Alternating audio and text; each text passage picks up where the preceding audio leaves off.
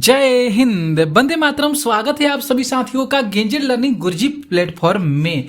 तो हम लोग बिहार एसआई से रिलेटेड प्रैक्टिस सेट प्रश्नों को कर रहे हैं। लगातार क्लासेज जो है हो रही है। कल आप लोगों का एग्जाम है, तो आप लोग अच्छी तरीका से एग्जाम दीजिए और इस बार जो है अपना सिलेक्शन जरूर हासिल कीजिए। तो यहाँ पे देख सकते हैं ये प्रैक्टिस सेट 4 है। इसमें बहुत मोस्ट इंपॉर्टेंट प्रश्न है जो बीपीएससी के द्वारा पूछे गए हैं और ये जो प्रश्नल कर सकते हैं ये बिहार एसआई का ही प्रैक्टिस सेट है। तो इसीलिए आप लोग इसे पूरा देखने का जरूर प्रयास कीजिएगा और जितना हो सके इसे शेयर जरूर कर दीजिएगा। तो यहाँ पे सारी इन्फॉर्मेशन, सारी जानकारी जो है एजुकेशन से रिलेटेड होती रहती है और जो बिहार से रिलेटेड जो भी वैकेंसी आती है उसकी क्लासें यहाँ पे होती रहती है। तो आप लोग इस चैनल से जुड़िए और जितना हो सके शेयर जरूर कर दीजिए। आते हैं, देखिए प्रश्न यहाँ पे 1 देख सकते हैं। यहाँ पे जो प्रश्न संख्या 1 है कि पुरातात्विक स्थल इनाम गांव कहाँ स्थित है। बहुत सुंदर सा प्रश्न है। तो राइट आंसर यहाँ पे जो डी है ये सही होगा। इनाम गांव जो है महाराष्ट्र राज्य में स्थित है। ओके, नेक्स्ट प्रश्न देखते हैं। इस समय केवल प्रैक्टिस ही करना है। प्रैक्टिस है आपके पास तो बहुत अच्छी तरीका से आप एग्जाम में क्वालिफाई कर सकते हैं। अच्छे तरीका से क्वेश्चन को जो है प्रश्न है उनको अच्छे तरीका से पकड़ सकते हैं। ठीक है, तो इस समय बहुत जरूरी प्रैक्टिस है। नेक्स्ट प्रश्न यहाँ पे 2 देखिए, कह रहा है प्रश्न 2 जो है कि गौतम बुद्ध की मृत्यु के तत्काल बाद किस बौद्ध परिषद को आयोजित किया गया था। तो पहली बार, यहाँ पे जो डी ऑप्शन देख रहे हैं ये बिल्कुल सही हो रहा है। पहली बार कह रहा है कि मृत्यु के बाद किस बौद्ध परिषद को आयोजित किया गया था। तो पहली बार उसको आयोजित किया गया था। नेक्स्ट प्रश्न यहाँ पे देखिए, कह रहा है कि तीसरा नंबर प्रश्न कि शुंग वंश का संस्थापक कौन था। तो शुंग वंश का संस्थापक पुष्यमित्र था। कौन था दोस्तों? तो पुष्यमित्र जो थे ये शुंग वंश के संस्थापक थे। ओके, नेक्स्ट प्रश्न देखिए, यहाँ पे जो 4 नंबर प्रश्न है कि जब हार निश्चित हो जाती है तो यहाँ पे ब्लैंक्स दिया है। जब हार निश्चित हो जाती है तो पुरुषों को साका या शक कहा जाता है नामक एक अनुष्ठान करना होता था जो कि उनकी अंतिम लड़ाई थी जिससे वे आपस में नहीं आ सके। तो यहाँ पे देखिए तो राइट आंसर जो डी होगा ये सही होगा, राजपूत होना चाहिए। यहाँ पे राजपूत पुरुषों को साका नामक अनुष्ठान करना होता था और उनकी अंतिम लड़ाई थी जो वापस नहीं आ सके। क्लियर। प्रश्न चलते हैं, यहाँ पे देख सकते हैं प्रश्न 5। यहाँ पे जो 5 नंबर प्रश्न है कि अलाउद्दीन खिलजी के शासनकाल में निम्नलिखित में से कौन राज्यपाल था उस समय। अलाउद्दीन खिलजी के शासनकाल में तो गयासुद्दीन तुगलक याद कीजिएगा। सी ऑप्शन यहाँ पे सही होगा, गयासुद्दीन तुगलक ये जो थे अलाउद्दीन खिलजी के शासनकाल में उस समय राज्यपाल थे। ठीक है, नेक्स्ट प्रश्न देखते हैं दोस्तों। 6 नंबर जो प्रश्न है, एक कौन से युद्ध से विजयनगर साम्राज्य का पतन हुआ था। तो उसका नाम हो जाएगा पानीपत का युद्ध जो 1857 में हुआ था। बैटल ऑफ पानीपत, माफ कीजिएगा पलासी का युद्ध जो है 1857 में हुआ था। 23 जून 1857 को ये पानीपत का युद्ध है। ओके, तो कौन से युद्ध में विजयनगर साम्राज्य का पतन हुआ था। तो पानीपत के युद्ध में हुआ था। नेक्स्ट प्रश्न देख सकते हैं यहाँ पे जो 7 प्रश्न है कि ब्रिटिश ईस्ट इंडिया कंपनी ने पुर्तगाली को किस युद्ध में हराया था। तो ब्रिटिश ईस्ट इंडिया कंपनी ने पुर्तगाली को सुवाली का जो युद्ध हुआ था उसमें इसको हराया था। डी ऑप्शन यहाँ पे राइट हो रहा है। ठीक है, नेक्स्ट प्रश्न पे हम लोग चलते हैं। देखिए अगला जो प्रश्न है यहाँ पे 8 नंबर प्रश्न पे, यहाँ पे जो 8 प्रश्न है देख सकते हैं आप लोग कि निम्न में से किस वायसराय ने 1882 में हंटर कमीशन की नियुक्ति की थी। तो हंटर कमीशन की नियुक्ति जो है लॉर्ड रिपन के जो है शासनकाल में किया गया था, हंटर समिति की नियुक्ति। ओके, तो इस चीज को ध्यान में रखिएगा, हंटर कमीशन की नियुक्ति किया गया था, समिति नहीं होना चाहिए था। यहाँ पे आते हैं प्रश्न, यहाँ पे देख सकते हैं 9 जो प्रश्न है कि भारतीय स्वतंत्रता के समय भारतीय राष्ट्रीय कांग्रेस के अध्यक्ष कौन थे। बहुत अच्छा सा प्रश्न एग्जाम में पूछा गया है। जेपी कृपलानी जरूर याद कीजिएगा। भारतीय राष्ट्रीय कांग्रेस के जो भारतीय स्वतंत्रता के समय उस समय कांग्रेस के अध्यक्ष जेपी कृपलानी जी थे। नेक्स्ट प्रश्न देख सकते हैं 10 नंबर। यहाँ पे जो 10 प्रश्न है कह रहे हैं कि यहाँ पे ब्लैंक्स दिया गया। डैश यूनाइटेड किंगडम से संसद के 7 सदस्यों का एक समूह था जिसे ब्रिटिश भारत के लिए संवैधानिक सुधारों का सुझाव देने के लिए गठित किया गया था। वह कौन सा आयोग था। बहुत सुंदर सा प्रश्न है ये। तो वह साइमन आयोग था। यहाँ पे सी ऑप्शन देखें तो ये सही होगा। साइमन आयोग जो है यूनाइटेड किंगडम्स में संसद के 7 सदस्यों का क्या था, समूह था। ओके, नेक्स्ट प्रश्न देख सकते हैं 11 प्रश्न है कि निम्नलिखित में से कौन सा राज्य बांग्लादेश के साथ अपनी सीमा साझा नहीं करता है। तो वह मणिपुर जो है ये बांग्लादेश के साथ अपनी सीमा को साझा नहीं करता है। नेक्स्ट प्रश्न देख सकते हैं यहाँ पे जो 12 प्रश्न है कि कौन सी नेपाल हिमालय क्षेत्र में स्थित नहीं है। माफ कीजिएगा दोस्तों, ऊपर भी प्रश्न है कि निम्न चोटियों में से कौन सी नेपाल हिमालय क्षेत्र में स्थित नहीं है। तो यहाँ पे जो कामेट हो जाएगा ये बिल्कुल सही है, कामेट जो है हिमालय क्षेत्र में स्थित नहीं है। नेक्स्ट प्रश्न हम लोग चलते हैं नेक्स्ट प्रश्न पे। यहाँ पे जो 13 प्रश्न है देख सकते हैं, अच्छा प्रश्न है बहुत सा। यहाँ पे जो 13 प्रश्न है कि अनसुपा झील कहाँ पे स्थित है, किस राज्य में स्थित है अनसुपा झील। तो ये जो है उड़ीसा में स्थित है।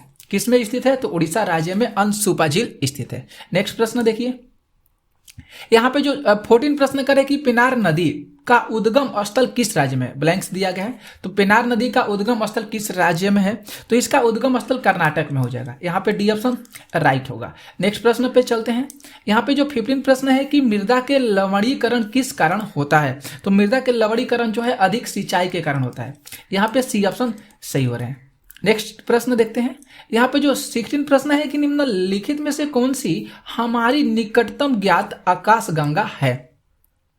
तो यहाँ पे सही हो जाएगा, यहाँ पे C option Canis Major dwarf galaxy. Canis Major dwarf galaxy जो है ये हमारी निकटतम आकाशगंगा है। 17 प्रश्न देखिए, कह रहे कि मंगल ग्रह जो है सूर्य से कितना स्थान पर होता है। तो मंगल ग्रह से जो सूर्य है ये जो है 4थे स्थान पर होते हैं। ठीक है, तो बी ऑप्शन सही होगा। नेक्स्ट प्रश्न देखिए, 18 प्रश्न है दोस्तों कि कौन सा एक ऐसा महाद्वीप है जिसे होकर कर्क भूमध्य और मकर रेखाएं गुजरती है। बहुत सुंदर सा प्रश्न, मोस्ट इंपॉर्टेंट प्रश्न है। तो अफ्रीका महाद्वीप हो जाएगा जिससे कर्क रेखा, मकर रेखा और भूमध्य रेखा गुजरती है। ओके, देखिए अगले प्रश्न यहाँ पे जो 19 प्रश्न है कि संविधान सभा का सदस्य इनमें से कौन सा नहीं है। तो संविधान सभा के सदस्य जो है महात्मा गांधी ये नहीं है, बाकी राजेंद्र प्रसाद पटेल जी और जीबी मालवंकर जी हैं। आगे चलते हैं नेक्स्ट प्रश्न पे। आगे देखिए यहाँ पे जो 20 प्रश्न है, 20 नंबर प्रश्न देख लीजिए। यहाँ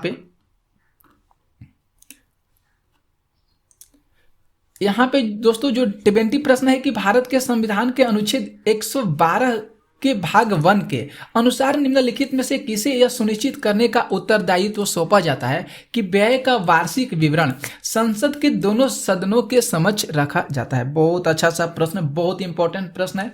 तो प्रेसिडेंट जो होते हैं राष्ट्रपति, उनके समक्ष इसको रखा जाता है। नेक्स्ट प्रश्न यहाँ पे जो 21 प्रश्न करे कि निम्नलिखित में से कौन सा शब्द भारत के संविधान की प्रस्तावना में उल्लेखित नहीं है। तो यहाँ पे जो बी ऑप्शन से होगा समतावाद, ये जो है भारत के संविधान की प्रस्तावना में उल्लेखित नहीं है। नेक्स्ट प्रश्न यहाँ पे जो 22 प्रश्न है कि संविधान के अनुच्छेद 274 के अनुसार, मतलब अनुच्छेद 274 के अनुसार कराधान को प्रभावित करने वाले विधेयकों के लिए किसकी पूर्व अनुमति की आवश्यकता होती है। तो ये जो है राष्ट्रपति की अनुमति की आवश्यकता होती है। सी ऑप्शन यहाँ पे सही होगा। 23 प्रश्न देखते हैं, कह रहा है कि भारत में राज्यपाल की नियुक्ति कौन करता है। तो भारत में राज्यपाल की नियुक्ति राष्ट्रपति करते हैं। सी ऑप्शन यहाँ पे सही हो रहे हैं। ओके, नेक्स्ट प्रश्न यहाँ पे जो 24 प्रश्न है कि जनवरी 2020 तक राज्यसभा में असम को आवंटित सीटों की संख्या कितनी थी।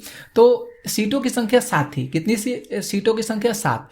25 प्रश्न करें कि 17वीं लोकसभा के अध्यक्ष कौन है। तो 17वीं लोकसभा के जो अध्यक्ष हैं वह है ओम बिरला। ठीक है, सी ऑप्शन सही होगा। यहाँ पे ओम बिरला जो है ये 17वीं लोकसभा के अध्यक्ष थी। 26 प्रश्न कर है कि PIL का पूर्ण रूप क्या है। तो इसका पूर्ण रूप पब्लिक इंटरेस्ट लिटिगेशन। यहाँ पे जो ए ऑप्शन है ये सही होगा, याद कीजिएगा, बहुत अच्छा सा प्रश्न है। PIL public interest litigation. ठीक है, नेक्स्ट प्रश्न देखते हैं। यहाँ पे जो 27 प्रश्न है, 27 प्रश्न कह रहे हैं कि निम्नलिखित में से वह कौन सा पहला क्षेत्र था जो स्वतंत्रता के बाद भारत का अंग बना। तो वह हो जाएगा यहाँ पे दादर एवं नागर हवेली। ये प्रश्न बार बार BPSC के द्वारा पूछा गया है।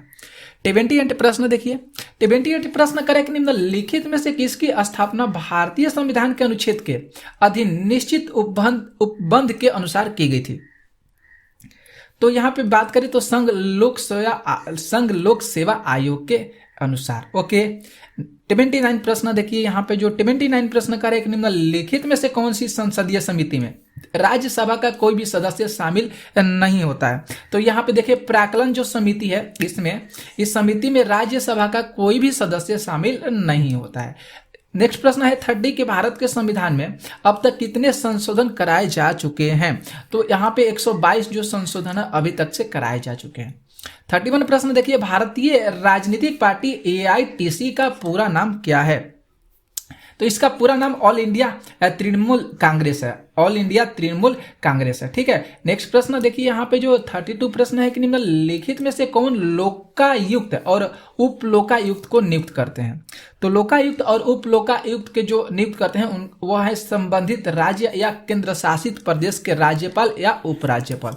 ए ऑप्शन यहाँ पे सही हो रहे हैं। ठीक है, नेक्स्ट प्रश्न पे दोस्तों आते हैं। देखिए यहाँ पे जो 33 प्रश्न कर है कि कलकत्ता में एशियाटिक सोसाइटी की स्थापना किसके द्वारा की गई थी।